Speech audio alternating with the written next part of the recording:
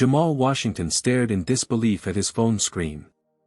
7 minutes ago, he'd been forcibly removed from his seat for a white businessman. Now, Atlantic Airlines' entire fleet was grounded, their accounts frozen, and the CEO was calling him personally. His viral video had changed everything. Before we dive into this shocking story, where are you watching from today? Drop your location in the comments below and hit that like and subscribe button. Can you believe an innocent flight turned into a national movement for justice? Stick around to discover how one brave teenager's stand against discrimination brought a corporate giant to its knees. Jamal Washington had never flown alone before. At 14, the gifted science student clutched his boarding pass tightly as he navigated the crowded terminal of Atlanta International Airport. His heart raced with excitement and nervousness. This wasn't just any trip. Jamal had qualified for the National Youth Science Competition in Boston, an opportunity that could change his life forever. "Remember, baby, this is your moment," his mother Tasha had told him that morning, straightening his collar with pride gleaming in her eyes. "You earned this." What she didn't say was how she'd picked up extra shifts at the hospital for 3 months straight to afford the $548 ticket on Atlantic Airlines. As a single mother working as a nurse's aide, every dollar mattered. But so did her son's future. Jamal found his gate with 30 minutes to spare. He reviewed his presentation on his tablet, a groundbreaking project analyzing algorithmic bias in facial recognition technology. His research demonstrated how AI systems consistently misidentified people with darker skin tones, perpetuating harmful stereotypes through technology. The irony of what was about to happen wouldn't be lost on him later. When boarding began, Jamal waited patiently for his group to be called. He had seat 24A, a window seat. Small victory. At least he could watch the clouds and distract himself from the nervousness bubbling in his stomach. "Group 4 now boarding," the gate agent announced, and Jamal stepped forward, boarding pass and ID ready. The agent barely glanced at him before waving him through. The plane was already half full when Jamal found his row. He carefully stowed his backpack under the seat in front of him, keeping his tablet accessible for last-minute review. The middle seat next to him remained empty as other passengers filed past. Maybe he'd get lucky and have some extra space. That hope vanished when Thomas Harrington appeared in the aisle. The 40-something white businessman in an expensive suit frowned at his boarding pass, then at the middle seat beside Jamal. "Everything all right, sir?" Flight attendant Brenda Calloway asked, her blonde hair pulled back in a tight bun. "I specifically requested an aisle or window," Harrington said, voice sharp with irritation. "I can't sit in the middle. I'm 6'3" and I have a meeting immediately after landing." Brenda's eyes darted to Jamal, then back to Harrington. "Let me see what I can do." She leaned toward Jamal with a practiced smile that didn't reach her eyes.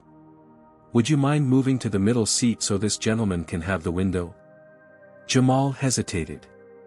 "This is my assigned seat," he said politely, showing her his boarding pass. "I'd really prefer to stay here if that's okay."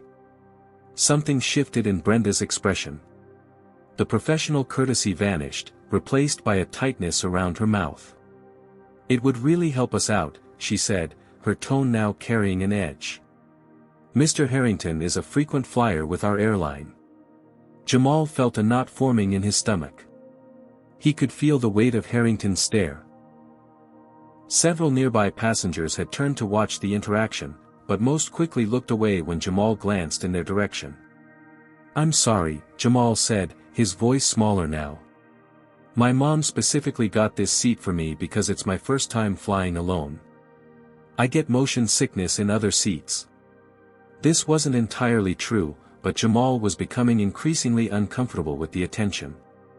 Behind him, an elderly white woman named Doris Miller watched the interaction with concern, her brow furrowed. Brenda's smile disappeared completely. "Young man, we need you to cooperate. There are plenty of other seats on this aircraft." "But this is my assigned seat," Jamal repeated, confusion now mixing with anxiety. He couldn't understand why this was becoming such an issue. Harrington interjected, not bothering to lower his voice. Just have him move. I'm not sitting in a middle seat for 2 hours. Sir, Jamal began. Listen, kid, Brenda cut him off, leaning closer. Either you move to the middle seat right now, or I'll have to call security and have you removed from this flight for being disruptive. The threat hung in the air. Jamal felt his face grow hot with humiliation as several passengers stared openly now. His hands trembled slightly as he reached for his phone in his pocket. I'm not being disruptive, he said quietly, pressing record on his phone's camera. I just want to sit in the seat my mom paid for. Brenda's eyes widened when she noticed the phone. You are not authorized to record on this aircraft. That's against airline policy. Actually, came a voice from behind, passengers are permitted to record if they're not interfering with crew member duties. It was Doris Miller, the elderly woman, who had also taken out her phone. Brenda straightened up, her face flushed. I need to get the air marshal, she said tersely, then turned on her heel. This is ridiculous, Harrington muttered. Can't even get proper service anymore.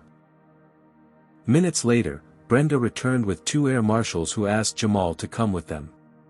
Despite his protests and the video evidence on his phone, Jamal was escorted off the plane.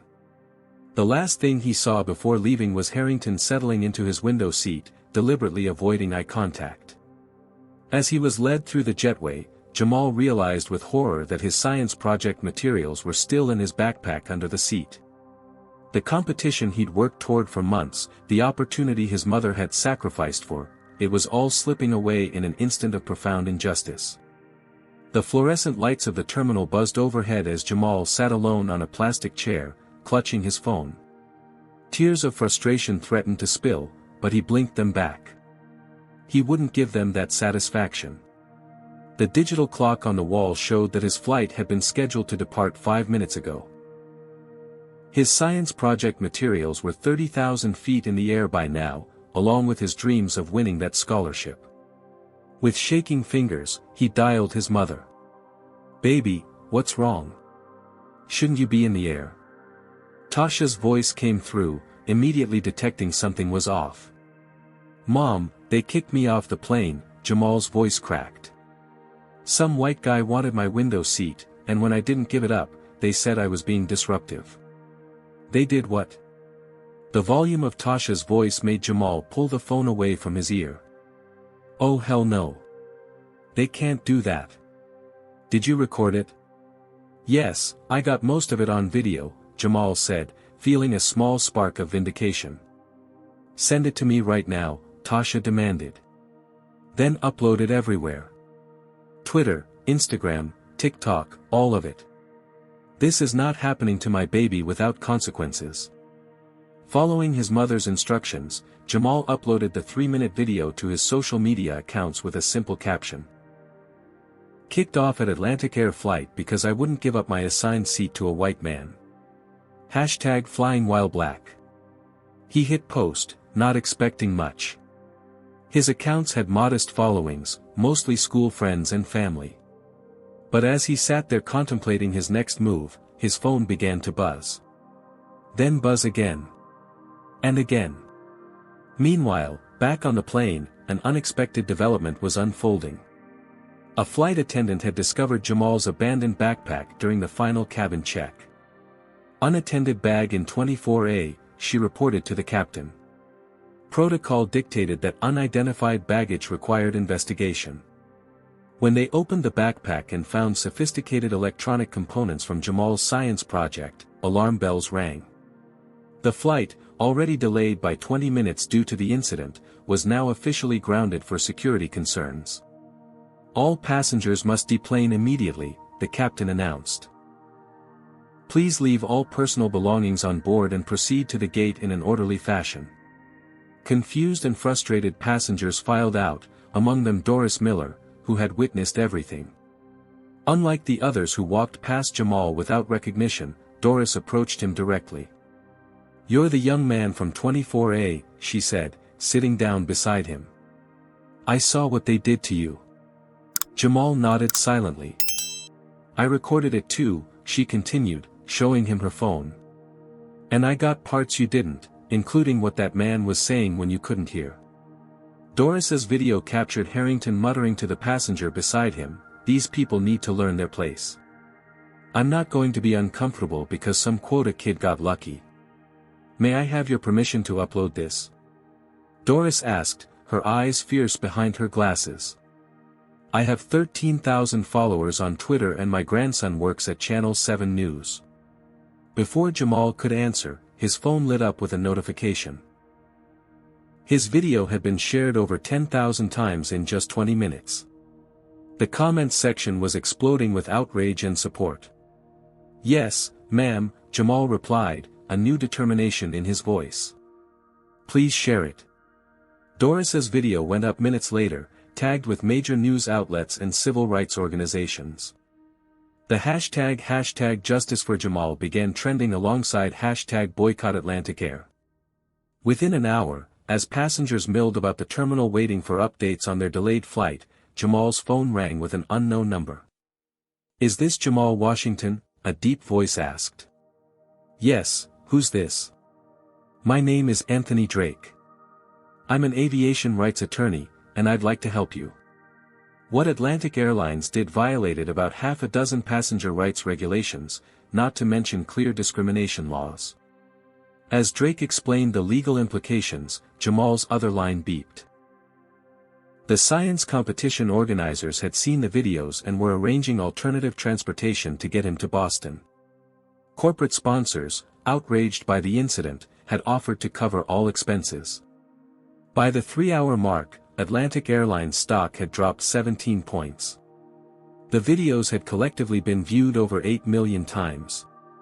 Civil rights organizations had issued statements condemning the airline.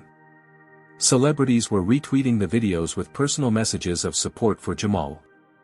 "Your phone's blowing up," Doris observed as notification after notification flooded in.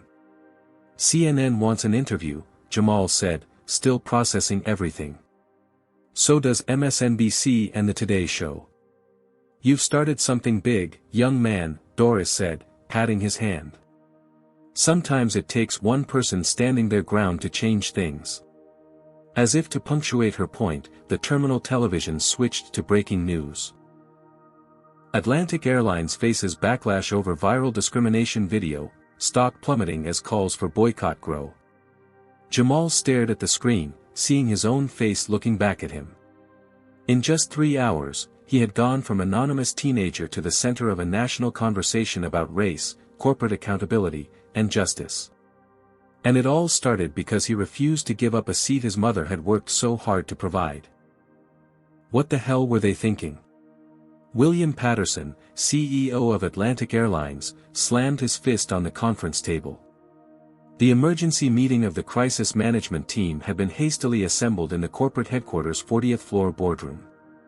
Outside the floor-to-ceiling windows, the New York skyline sparkled indifferently while inside, executives sweated through their expensive suits. Patterson had been in the middle of a charity golf tournament when his phone exploded with urgent messages. Now, 3 hours later, he watched the viral videos for the 5th time, his face growing darker with each viewing. "Play the second one again," he ordered, adjusting his gold cufflinks, a nervous habit. The communications director clicked play on Doris Miller's footage, which clearly captured Harrington's racist comments and Brenda's escalating threats against Jamal. 13 million views and climbing, the social media director reported, scrolling through her tablet. The hashtags #Justice for Jamal and #Boycott Atlantic Air are trending number 1 and 2 nationally. Celebrity accounts with over 50 million combined followers have shared it. "Our stock is down 22%, added the CFO, his voice strained. "We've lost nearly 600 million in market value since the markets opened. Trading might be halted if this continues." Patterson loosened his tie. "Where's the passenger manifest? Who is this Harrington character?" The head of customer relations slid a folder across the table. "Thomas Harrington, Executive Vice President at Morgan Stanley. Platinum-level frequent flyer with us for 8 years. And the flight attendant? Brenda Calloway, 15 years with the company. No previous major incidents, but... He hesitated. But what? Patterson pressed. We found 3 customer complaints in the past year alleging similar behavior toward minority passengers. They were handled discreetly by her supervisor. Handled discreetly, Patterson repeated, his tone venomous. And now we're hemorrhaging millions because nobody addressed this properly. He turned to the legal counsel. What's our exposure here? The attorney's expression was grim. Substantial. Clear violations of our own policies, FAA regulations, and potentially civil rights laws. The fact that we have previous complaints that were buried makes this look systematic rather than isolated. Morgan Stanley just issued a statement, the communications director interrupted, reading from her phone. We are aware of the incident involving our employee and are conducting an internal investigation. The views expressed do not reflect our company values of diversity and inclusion. They're throwing him under the bus, Patterson muttered. Sir, the HR director interjected, we've placed Brenda Calloway on administrative leave pending investigation, but there's another problem. What now? Someone leaked internal emails from last year's diversity training program. There's a thread where several crew members, including Calloway, complained about it being reverse discrimination and political correctness gone mad. It's starting to circulate online. Patterson buried his face in his hands momentarily before looking up. The Department of Transportation just called. They're launching a formal investigation into our passenger removal policies with particular attention to potential racial bias. The room fell silent. American Express and Visa have both called, the partnership's director said quietly. They're considering suspending our co-branded credit card programs pending resolution of this situation. Delta just announced a 15% discount for passengers who can prove they've canceled Atlantic bookings, the competitive intelligence analyst added. Patterson stood up and walked to the window, looking out at the city below. Atlantic Airlines had been his life for 23 years. He'd risen through the ranks, priding himself on running a tight ship. Now it was all threatening to collapse over a 14-year-old boy and a window seat. Draft a statement, he finally said. Express regret for the incident, place the blame on miscommunication, offer the family complimentary tickets, and promise to review our policies. The communications director shifted uncomfortably.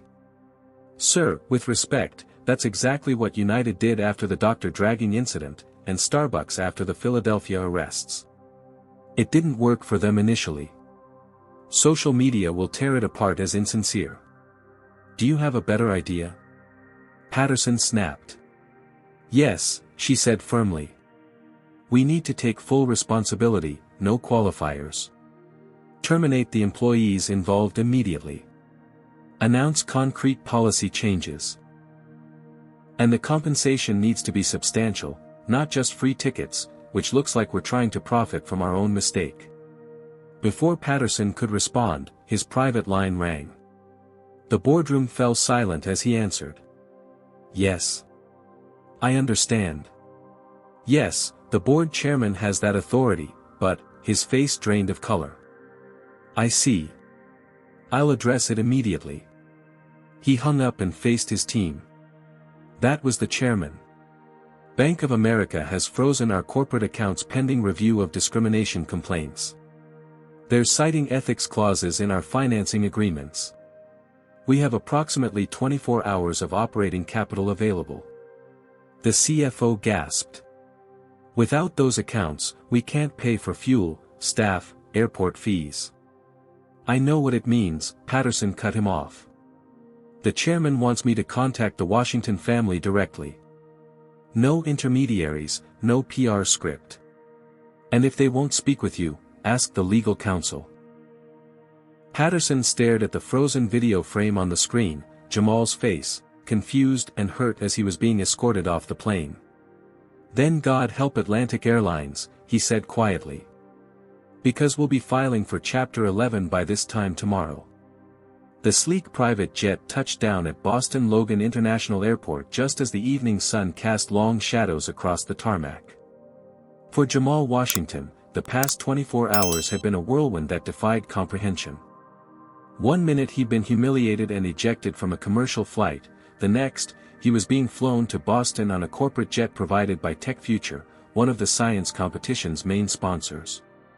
"Mr. Washington, we've arranged transportation to take you directly to your hotel," the pilot informed him as they taxied to a private hangar. "The competition organizers wanted me to tell you they've rescheduled your presentation slot to give you time to prepare." Jamal nodded his thanks, still processing the surreal turn of events. His backpack with his project materials had been retrieved from the Atlantic Airlines plane and couriered to him just before takeoff. His phone battery had died hours ago, overwhelmed by the constant notifications and calls. As the jet door opened, Jamal was startled to see a small crowd of reporters and cameras waiting on the tarmac. "That's him," someone shouted, and the cameras swung in his direction. Flashes popped like lightning as he descended the stairs. "Jamal. How does it feel to have brought Atlantic Airlines to its knees? Did you expect your video to go viral? What do you say to those calling you a civil rights hero?" The questions came rapid fire, microphones thrust toward his face.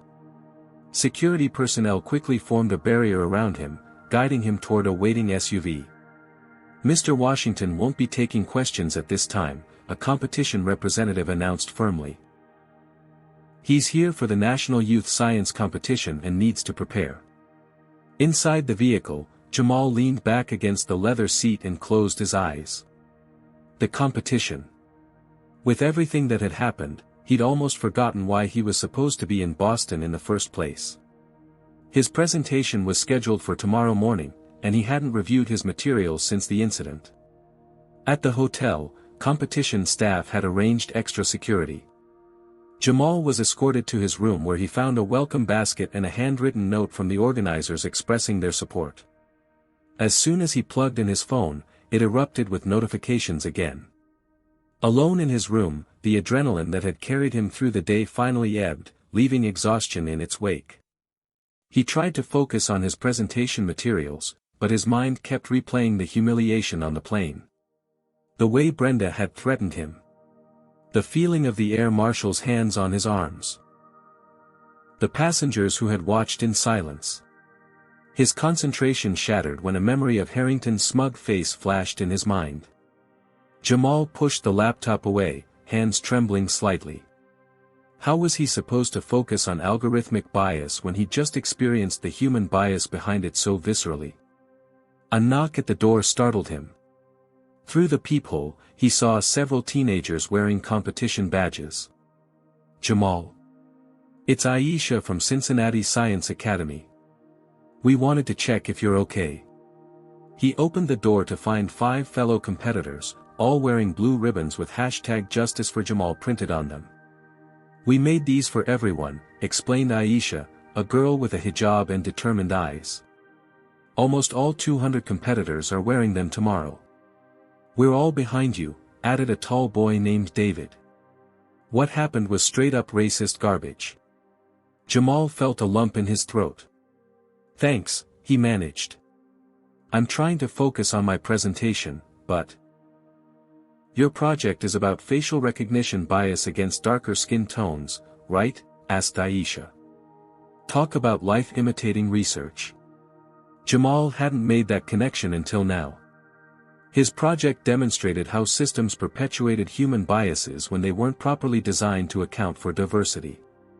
Just like Atlantic Airlines systems had failed him. "You know what?" he said, a new determination in his voice. "I need to update my presentation. This isn't just academic anymore." The group worked with him for hours, helping him incorporate his personal experience into his research framework. By midnight, Jamal had transformed his presentation into something more powerful than he'd originally conceived. Another knock interrupted them, this one more urgent. Jamal opened the door to find his mother, Tasha, her eyes red from crying and lack of sleep. "Mom!" He fell into her arms, finally allowing some of his composure to crack. "Baby, I'm so sorry," she whispered fiercely. "I drove straight through after my shift. 16 hours on the road. His friends quietly excused themselves as mother and son reunited. "Everyone's seen the videos," Tasha said, holding his face in her hands. "Your aunt can't even go to the grocery store without people stopping her to talk about her brave nephew." "I was just sitting in my assigned seat," Jamal said. "Sometimes that's all it takes, refusing to move when the world tells you that you should," she replied. Another knock interrupted them. This time it was Anthony Drake, the aviation attorney who had contacted Jamal earlier. "Sorry to disturb you," he said, "but there are developments you need to know about." He explained that the Federal Aviation Administration had announced a formal investigation into Atlantic Airlines removal policies. Civil rights organizations had filed emergency petitions. Morgan Stanley had placed Thomas Harrington on leave pending their own investigation. "And the airline's CEO has been trying to reach you directly," Drake added. "Their stock has lost over 30% of its value. Multiple banks have restricted their accounts citing ethical violations clauses." "So what happens now?" Tasha asked. "That depends partly on what you want," Drake replied. "This could be a landmark case for passenger rights and anti-discrimination law in the commercial aviation industry." As they discussed options, Jamal's thoughts drifted to the competition tomorrow. For the first time, he felt the weight of his research in a new way. His work wasn't just about winning a scholarship anymore, it was about changing systems that perpetuated bias. Have you ever stood your ground when pressured to give up what was rightfully yours? Comment number 1 if you believe Jamal was right to refuse to move from his assigned seat. Hit that like button if you think companies should be held accountable for discriminatory practices, and subscribe to hear more stories about brave individuals fighting against injustice. How would you have reacted in Jamal's situation? And what do you think will happen when he finally faces the judges with his groundbreaking research? The story continues. While Jamal prepared for his competition presentation, the crisis at Atlantic Airlines headquarters had reached fever pitch. The executive floor had transformed into a war room, with harried staff rushing between offices carrying laptops and documents. The once pristine reception area now resembled a newsroom, with multiple screens displaying real-time social media metrics, stock prices, and breaking news coverage. "We've lost access to our American Express corporate accounts," the finance director announced, bursting into Patterson's office without knocking. "MasterCard just called, they're suspending transaction processing for new bookings pending review." Patterson, who hadn't slept in 36 hours, loosened his tie further. "What about existing bookings?" "Still processing for now, but they're monitoring the situation hour by hour." The air quotes didn't mask the panic in her voice. "Sir," his assistant interrupted from the doorway, "the Department of Justice Civil Rights Division is on line 1. And line 2 is the class action attorneys." Before Patterson could respond, the general counsel appeared, her normally immaculate appearance showing signs of strain. "We have a bigger problem. Someone leaked our internal seating algorithms to the New York Times." "What algorithms?" Patterson asked, genuinely confused. "The ones that determine passenger upgrades and involuntary reassignments during overbooking situations," she explained. "Apparently, our system has been flagging certain names and passenger details as lower priority for preferential treatment." Patterson's face drained of color. "Are you saying our system was programmed to discriminate?" "Not explicitly," she hedged, "but the data analysis shows a strong correlation between passenger ethnicity and negative seating outcomes. The Times is running it tomorrow morning." Patterson slumped into his chair. Christ. His phone buzzed with a text from the board chairman, secretary holding press conference at 2 p.m. "Sources say they're announcing expanded investigation. Call me ASAP." The communications director appeared at his door. "Sir, we've got former employees speaking to media outlets about discriminatory practices they witnessed. And someone's leaked Brenda Calloway's Facebook history. There are posts with racial slurs going back years." "How did we miss that in background checks?" Patterson demanded. "The posts were in private groups," she explained. "Someone from inside those groups leaked them." The hits kept coming. By midday, the airline alliance that Atlantic belonged to announced they were reviewing the company's membership status. 3 major corporate clients had suspended their business travel contracts. The airline's app store rating had plummeted to 1 star as thousands of users left negative reviews. "We've got operational issues now," the COO reported grimly. "Without access to our main accounts, we can't pay for fuel at 6 major hubs. We're having to reroute flights to airports where we have local payment arrangements." "What about the planes already in the air?" Patterson asked. "They'll land, but we might not be able to get them back up without fuel payment guarantees." The legal team arrived with more dire news. A federal judge has issued an emergency injunction requiring preservation of all company communications related to passenger removal policies. They've specifically mentioned Jamal Washington's case and similar incidents dating back 5 years. "Similar incidents?" Patterson echoed.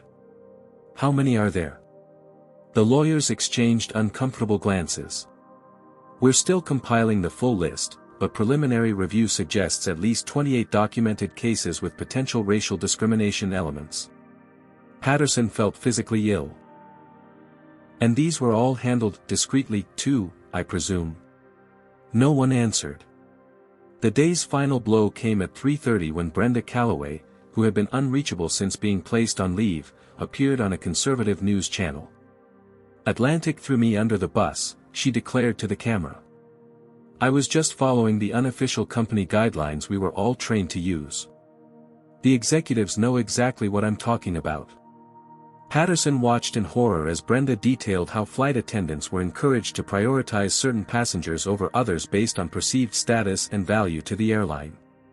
"She's lying," Patterson insisted to his crisis team.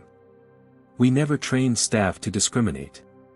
Not explicitly, the HR director admitted reluctantly, but there were certain understandings about how to handle seating conflicts with our premium customers. As if responding directly to Patterson's denial, Brenda held up her phone to the camera. "I saved the training emails. I'm not going down alone for this." Within minutes of her interview, Atlantic stock trading was temporarily halted after falling another 15%. The board chairman called an emergency session. Industry analysts began openly discussing the possibility of bankruptcy. At 5 o'clock, Thomas Harrington's employer delivered the final blow of the day. Morgan Stanley issued a statement, "Following our internal investigation, we have terminated Thomas Harrington's employment effective immediately. The statements made and actions taken by Mr. Harrington violate our core values and will not be tolerated." Patterson's private line rang again. It was the board chairman. "We've scheduled an emergency vote on your leadership," he said without preamble. "You have 12 hours to resolve this situation with the Washington family, or the board will appoint an interim CEO tomorrow morning." "I've been trying to reach them," Patterson protested. "Their attorney won't put me through." "Then try harder," the chairman replied coldly. "Because right now, a 14-year-old boy has more power over the future of this airline than you do." As Patterson hung up, his assistant appeared with yet another crisis. "Sir, someone just leaked a recording to CNN." "What recording?" Patterson asked, though he already suspected the answer. "It's you, sir. From the executive retreat last year. When you were discussing the diversity initiatives." Patterson closed his eyes, remembering his ill-advised comments after several drinks. Comments about quota hires and pandering to the diversity crowd. "How bad is it?" he asked quietly. "CNN is playing it on loop, sir. #PattersonResign is trending." As the walls closed in around him, Patterson realized the bitter truth: Atlantic Airlines wasn't just facing a PR crisis or financial setback. The company's very survival was now tied to the forgiveness of a teenage boy they had wronged. And based on the events of the past 48 hours, forgiveness seemed increasingly unlikely. "The narrative is completely out of control," seethed Raymond Thornton, founding partner of Thornton Strategic Communications, as he paced the conference room at Atlantic Airlines headquarters. His firm specialized in what they euphemistically called reputation recovery, aggressive crisis management for corporations and high-profile individuals caught in compromising situations. Patterson had hired them in a desperate bid to salvage what remained of Atlantic's reputation. With the board vote on his leadership looming, he needed a miracle.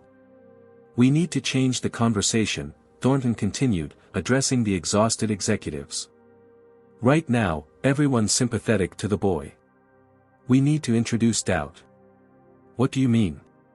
Patterson asked, desperation evident in his voice. "I mean we need to ask some hard questions about this convenient viral moment," Thornton replied, his tone calculating.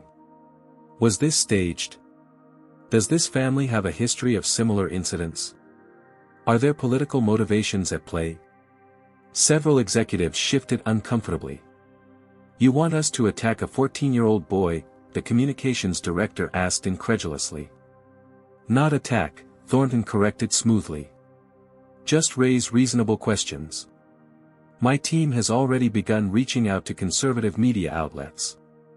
They're hungry for a cancel culture gone too far angle." By that evening, the counteroffensive had begun.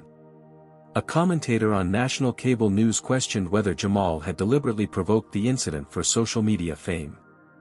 Another outlet ran a segment titled, "Trial by TikTok, Has Atlantic Airlines Been Unfairly Condemned?"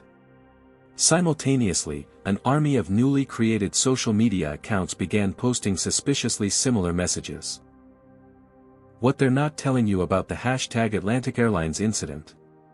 And, "There are two sides to every story." Hashtag Hear All Facts. In Boston, Jamal had just completed his science competition presentation to thunderous applause. His integration of personal experience with scientific research on algorithmic bias had clearly resonated with the judges and audience. As he left the stage, his phone buzzed with messages from his mother. "Baby, they're trying to smear you on TV. Some network is saying you planned this whole thing." Before he could process this, Anthony Drake called. "Jamal, we need to talk. Atlantic has hired Thornton Strategic, they're notorious for aggressive tactics. Things are about to get ugly." Drake wasn't exaggerating. By nightfall, a self-proclaimed, independent journalist had published a hit piece claiming Jamal had a history of problematic behavior at school, citing an anonymous former classmate. The article was quickly amplified by right-wing media ecosystems. Back at their hotel, Tasha was furious. "These are blatant lies. Jamal's never been in trouble a day in his life." "It gets worse," Drake said grimly, scrolling through his phone. "Someone doxed your home address online. We need to arrange security." The coordinated attack escalated throughout the night. Thomas Harrington, despite being fired from Morgan Stanley, appeared on a late-night program claiming he was the real victim of reverse discrimination and cancel culture. Brenda Calloway gave tearful interviews insisting she'd been made a scapegoat for corporate policies. Most disturbing was the revelation that someone had offered $5,000 to one of Jamal's former classmates to fabricate stories about him. Fortunately, the student had immediately informed Jamal's science teacher, who alerted Tasha. The online harassment became increasingly vicious. Racist messages flooded Jamal's social media. Death threats arrived by email. Someone sent a pizza delivery to their home address, a clear indication that their location was known. "I'm putting you both in a secure hotel tonight," Drake insisted after Tasha received threatening calls at the hospital where she worked.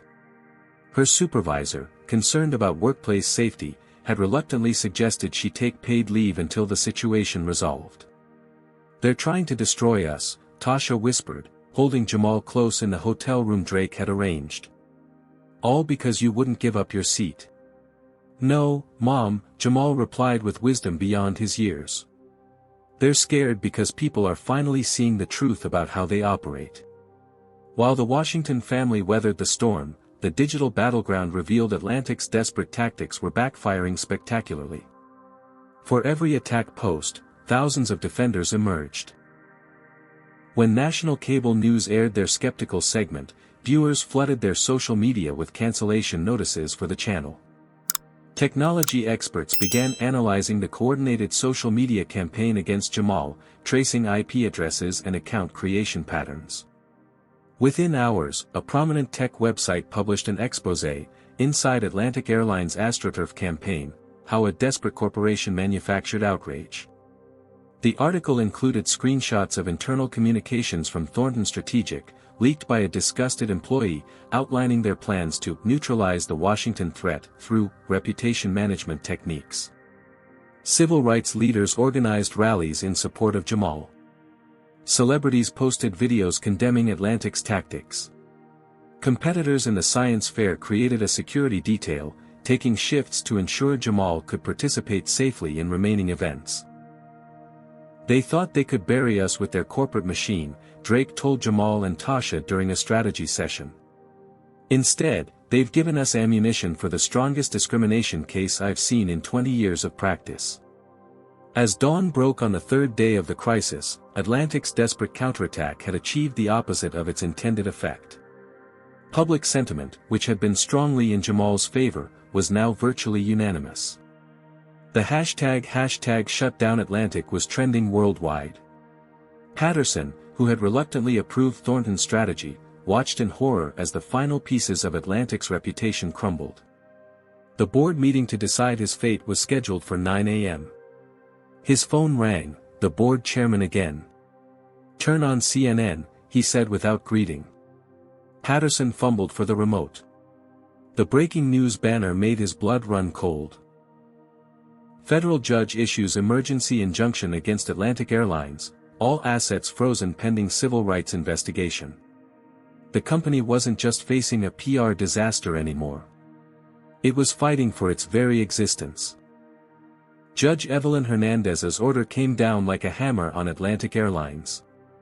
The federal injunction froze not just the company's U.S. assets but extended to international accounts as well, citing substantial evidence of systematic discriminatory practices and attempts to obstruct justice through witness intimidation and evidence destruction. The 40-page ruling landed on Patterson's desk at 8:47 a.m., 13 minutes before his board review. He didn't bother reading past the first page. "It's over," he told his assistant, loosening his tie completely and removing it. "Tell the board I won't be attending. I'm drafting my resignation." The board meeting proceeded without him. By unanimous vote, Patterson was removed as CEO effective immediately. The press release cited failure of leadership and fundamental ethical breaches as the reasons for his termination. Atlantic's planes sat idle at gates across the country. Without access to funds, the airline couldn't pay for fuel, catering, or airport fees. Thousands of passengers were stranded as other carriers scrambled to accommodate them. The company's legal team, overwhelmed by the federal investigation and class action lawsuits, received another shock that afternoon when Brenda Calloway contacted them through her newly hired attorney. "My client wishes to cooperate fully with all investigations," the attorney informed them. She has extensive documentation of discriminatory training practices, including recordings of sessions where flight attendants were instructed on passenger profiling techniques. When asked why she had changed her position, Brenda's response was tellingly simple: "I saw what they did to Jamal. They'll do the same to me if it saves them $1." The evidence she provided was damning. Training materials with coded language about passenger value assessment. Emails from supervisors congratulating crew members for appropriate handling of seating conflicts that had resulted in minority passengers being moved or removed. Documentation of bonuses paid to staff who successfully optimized seating arrangements for premium customers. Thomas Harrington wasn't faring any better. The former executive, having already lost his job, now faced a civil lawsuit from several passengers who had witnessed his behavior on the flight. More damaging still, former colleagues came forward with accounts of similar comments and actions in professional settings, painting a picture of a man who routinely leveraged his privilege at others' expense. At Atlantic's headquarters, the interim leadership team faced the grim reality of their situation. Without access to frozen assets, the company had approximately 72 hours before it would need to declare bankruptcy. The stock, when trading resumed, had lost over 60% of its value. "We need a complete reset," announced Julia Ramirez, the former operations chief who had been appointed interim CEO by the board. "Not PR spin, not damage control, an actual transformation of how this airline operates." Ramirez, the daughter of Mexican immigrants who had worked her way up from customer service representative over 23 years, had long pushed for more inclusive policies within the company. Now she had the authority to implement them, if the airline survived long enough. Her first act as CEO was unprecedented. She reached out not to shareholders or business partners, but to civil rights organizations for guidance. "We don't need financial advisors right now," she told her stunned executive team. "We need ethical ones." On her instruction, Atlantic Airlines issued a public statement accepting full responsibility for discriminating against Jamal Washington and acknowledging a pattern of similar incidents that reflect systematic biases in our policies and culture. The statement explicitly rejected previous attempts to discredit Jamal and included a formal apology for the smear campaign. Ramirez then took the extraordinary step of ordering an independent audit of all discrimination complaints received by the airline over the past decade. The preliminary findings were staggering: over 300 documented incidents with clear evidence of racial bias, most resolved with minimal compensation and confidentiality agreements. "We've been buying silence instead of addressing the root causes," Ramirez told her team. "That ends today." Meanwhile, in Boston, Jamal Washington stood on stage at the National Youth Science Competition Awards ceremony. Despite the chaos surrounding him, his presentation on algorithmic bias had earned him first place and the prestigious Innovation Impact Award. Mr. Washington's research demonstrates not only technical excellence but profound social relevance, the head judge announced. His work challenges us to examine how technology can either perpetuate or help dismantle systemic biases. As Jamal accepted the trophy and scholarship check, he spotted his mother in the audience, tears streaming down her face. Beside her sat Doris Miller, who had flown to Boston to support them, and Anthony Drake, whose legal strategy had helped bring Atlantic Airlines to a reckoning. Backstage, after the ceremony, representatives from 3 major universities approached Jamal with scholarship offers. Tech companies expressed interest in developing his research further. Media outlets requested exclusive interviews. But the most significant call came from Julia Ramirez herself. "Mr. Washington," she said when Jamal answered. "This is Julia Ramirez, interim CEO of Atlantic Airlines. I won't take much of your time, and I understand if you don't wish to speak with me at all. I just wanted to personally apologize for what our company did to you. There was no PR script, no lawyers on the line, just a sincere acknowledgement of wrongdoing. I also want you to know," she continued, "that we're not asking for anything from you, not forgiveness, not positive statements, nothing. You owe us nothing. But we owe you and everyone who has experienced discrimination at our hands a complete transformation of our company. And that's what I intend to deliver, whether Atlantic survives this crisis or not." After the call, Jamal sat quietly for several minutes, processing everything that had happened. 3 days ago, he'd been just another black teenager with dreams bigger than his circumstances. Now he was at the center of a national movement for corporate accountability and racial justice. As evening fell, Judge Hernandez issued a modified order: Atlantic Airlines could access limited funds for essential operations while the investigation continued, provided they implemented immediate policy changes and established an independent oversight committee with real authority. It wasn't salvation, but it was a path forward, one that would require Atlantic to rebuild itself from the ground up, with accountability and equity at its core. 60 days after the incident that changed everything, Jamal Washington sat across from Julia Ramirez in a sunlit conference room at Atlantic Airlines headquarters. The interim CEO, recently confirmed as permanent by the board, had requested this meeting personally, away from cameras and reporters. "Thank you for coming," Ramirez said, genuine appreciation in her voice. I know this building probably holds negative associations for you. Jamal nodded, glancing around at the corporate artwork and city views. His mother sat beside him, along with Anthony Drake, whose legal guidance had helped transform a personal injustice into systemic change. We've finalized the settlement agreement your attorneys negotiated, Ramirez continued, sliding a thick document across the table. But I wanted to walk you through the non-financial components personally, because they matter more than the money. The financial settlement was substantial, 8 figures, most of it in a trust for Jamal's education and future.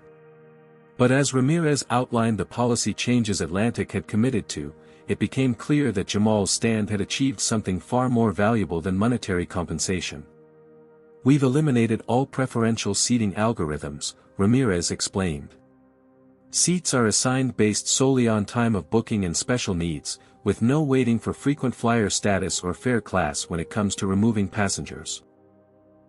She detailed the new mandatory anti-bias training for all 28,000 employees, developed in partnership with civil rights organizations. The Independent Oversight Committee with authority to audit any aspect of operations without notice. The new anonymous reporting system for employees to flag discriminatory behavior without fear of retaliation. Most importantly, Ramirez said, we've created a new executive position, Chief Diversity Officer, with real power and direct board access. The door opened, and a woman entered, Dr. Kimberly Jackson, former civil rights attorney and organizational psychologist. Dr. Jackson will be working directly with me to ensure these aren't just paper policies, Ramirez explained. Her performance metrics are tied to measurable improvements in equitable treatment of both passengers and employees. As they discussed the transformation underway, Jamal was struck by the absence of corporate doublespeak. There were no euphemisms, no carefully worded non-apologies. Just straightforward acknowledgement of past failures and concrete steps toward change. We've also established the Jamal Washington Scholarship Fund, Ramirez added. 5 full scholarships annually for minority students pursuing STEM education. Jamal looked up in surprise. You're naming it after me? With your permission, Ramirez nodded. Your stance against injustice should be remembered in a way that creates opportunity for others. After the meeting, as they left the building, Tasha squeezed her son's hand. You did that, she said quietly. All those changes, that was you standing your ground. The transformation of Atlantic Airlines had become a case study in corporate accountability. Under Ramirez's leadership, the company had taken the unprecedented approach of publicly acknowledging not just Jamal's incident but dozens of similar cases that had been previously settled in silence. Brenda Calloway, after providing evidence against the company's discriminatory practices, had embarked on her own journey of reconciliation. Rather than simply being fired, she had accepted responsibility and enrolled in an intensive racial reconciliation program. In a surprise move, she had reached out to Jamal directly with a handwritten letter of apology, not asking for forgiveness, but acknowledging the harm she had caused. Thomas Harrington faced a different path. His termination from Morgan Stanley had been followed by social ostracism from former colleagues. The viral videos had made him a symbol of entitled racism, costing him professional opportunities and personal relationships. Yet even this had sparked unexpected growth. After months of reflection, Harrington had begun speaking to corporate groups about recognizing and addressing privilege, using himself as a cautionary tale. The ripple effects extended far beyond Atlantic.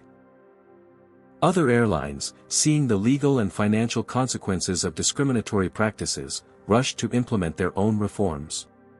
The Department of Transportation issued new guidelines for passenger removal policies, with specific protections against discriminatory application. Doris Miller, the elderly woman whose video had helped expose the incident, received recognition from civil rights organizations for her moral courage in standing up for a stranger. I couldn't sit there and watch another black child be mistreated, she told interviewers. Not in 2025, not after everything we've lived through. For Jamal, the most meaningful development came from Atlantic's invitation to speak at their employee training sessions. Initially reluctant, he eventually agreed after Ramirez assured him it would be compensated professional work, not exploitative publicity. Standing before flight attendants and gate agents during their anti-bias training, Jamal shared not just what had happened to him, but how it had felt, the humiliation, the helplessness, the awareness that his personhood had been deemed less valuable than another passenger's comfort. "I didn't set out to change an airline," he told them. "I just wanted the seat my mom worked extra shifts to pay for." The aviation industry publications that had initially covered the incident as a PR disaster now wrote about Atlantic's transformation as a potential blueprint for corporate redemption. From discrimination to innovation, how Atlantic Airlines turned crisis into cultural revolution, read one headline. Travel advocacy groups remained cautiously optimistic, maintaining watchdog status but acknowledging the significant changes. Passenger complaints of discriminatory treatment had dropped by 78% across the airline in the months following the new policies. Throughout it all, Jamal struggled with complex feelings about his role in these events. The attention had been overwhelming, the attacks during the smear campaign traumatic. There were still nights when he woke up anxious, remembering the feeling of being escorted off the plane while others watched in silence. Forgiveness, he was learning, wasn't a single decision but a process, one he would navigate in his own time, on his own terms. The world might need neat narratives of redemption and reconciliation, but real healing followed no script. "You don't owe them forgiveness," his mother told him one evening. "You've already given enough by turning your pain into positive change." As summer turned to fall, Jamal prepared for his first year of high school, now with a full scholarship to a prestigious prep academy that had recruited him after the science competition. The offers and opportunities continued to arrive, testament to how a moment of injustice had paradoxically opened doors. Yet sometimes, in quiet moments, he still wondered about that flight, about where he would be if he had simply given up his seat. If he had made himself smaller to accommodate someone else's sense of entitlement. The question had no answer, but asking it reminded him of an essential truth: dignity was never too high a price to pay for comfort, neither his nor anyone else's. 1 year later, Jamal Washington adjusted his tie as he prepared to address the incoming freshman class at MIT. At 15, he was not among them, at least not yet, but had been invited as a special speaker for their orientation on ethics in technology. His research on algorithmic bias had evolved into a pioneering framework now being adopted by major tech companies to test for discriminatory outcomes in AI systems. "Ready?" his mother asked, straightening his collar just as she had done before his flight to Boston a year earlier. So much had changed since that day. Tasha now led a community organization focused on corporate accountability and racial justice, funded in part by the settlement from Atlantic Airlines. She had left her job as a nurse's aide to pursue a long-deferred dream of completing her own education, enrolling in a bachelor's program in organizational leadership. "As ready as I'll ever be," Jamal replied with a smile that reflected both nervousness and confidence. In the auditorium, he spotted Doris Miller in the front row. The unlikely friendship between the black teenager and elderly white woman had blossomed over the past year. They spoke weekly, and Doris had become something of a surrogate grandmother to Jamal, attending his science competitions and school events whenever her health permitted. His presentation, titled "From Seat 24A to Systemic Change," traced the journey from his personal experience to the broader implications for corporate accountability. The students listened intently as he explained how a single incident had exposed patterns of discrimination that might otherwise have remained hidden. "The algorithms I study and the systems I experienced on that plane have something fundamental in common," he told them. "They both reflect the biases of their creators, unless we intentionally design them not to." Across town, Julia Ramirez prepared for a different kind of presentation. As CEO of the newly restructured Atlantic Airlines, she was addressing the International Air Transport Association's annual conference on the company's transformation.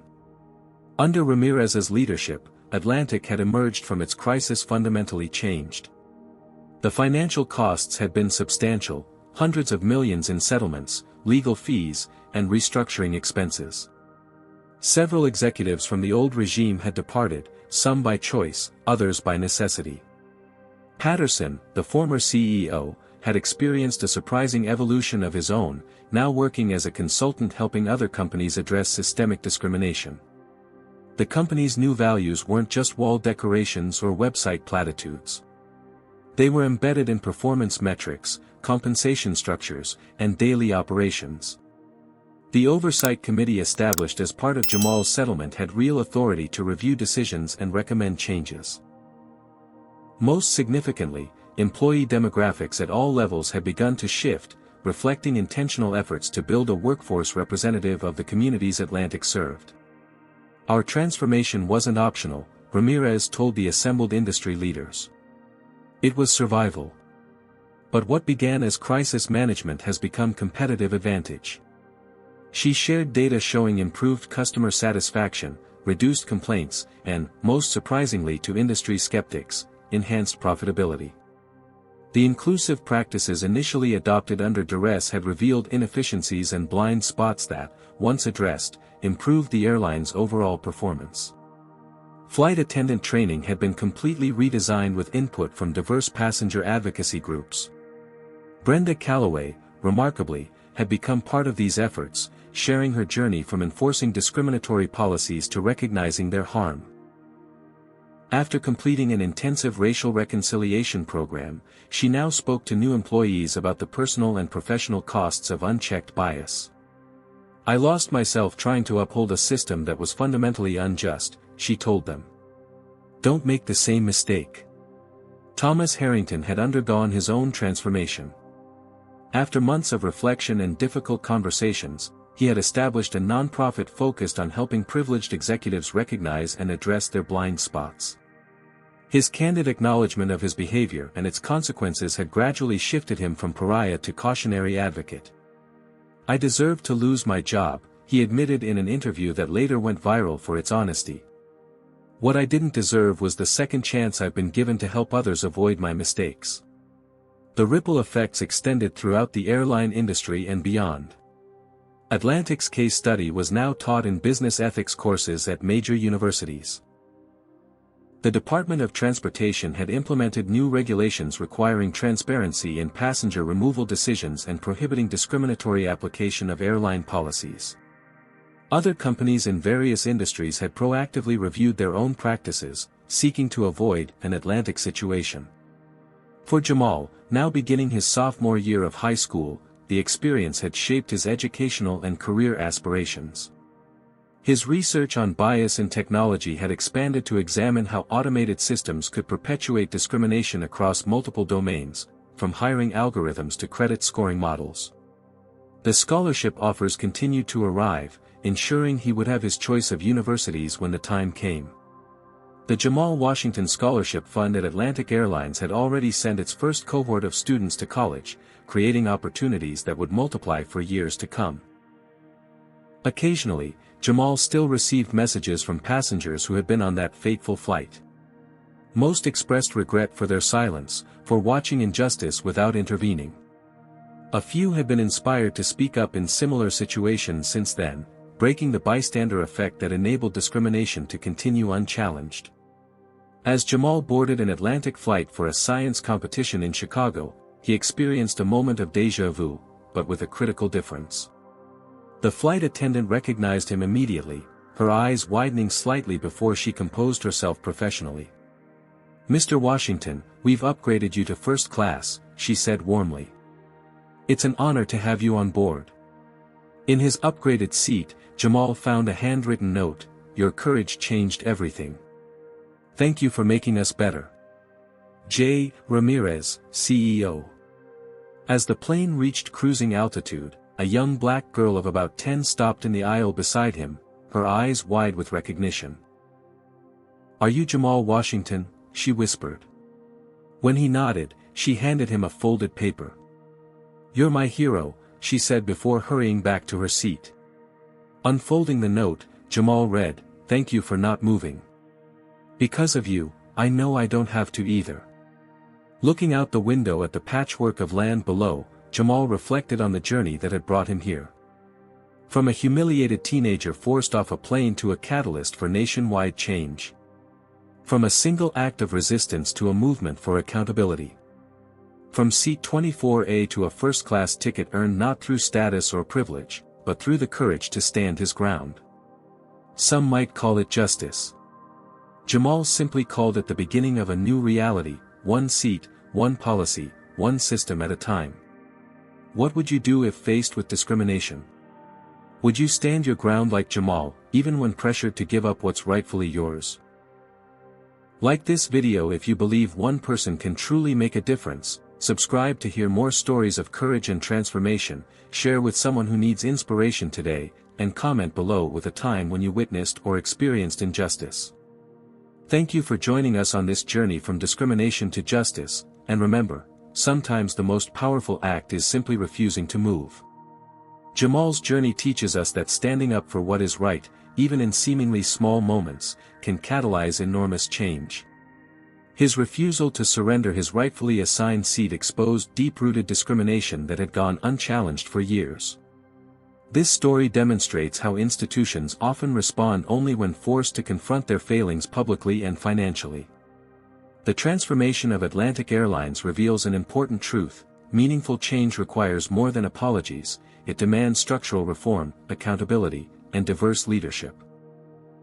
Julia Ramirez's authentic approach to rebuilding the company showed that ethical business practices can become competitive advantages rather than burdens. Perhaps most powerfully, this narrative highlights the role of allies like Doris Miller, whose decision to record and speak up amplified Jamal's voice when systems of power attempted to silence him. It reminds us that justice rarely comes through isolated incidents but through collective recognition of wrongs and commitment to correction.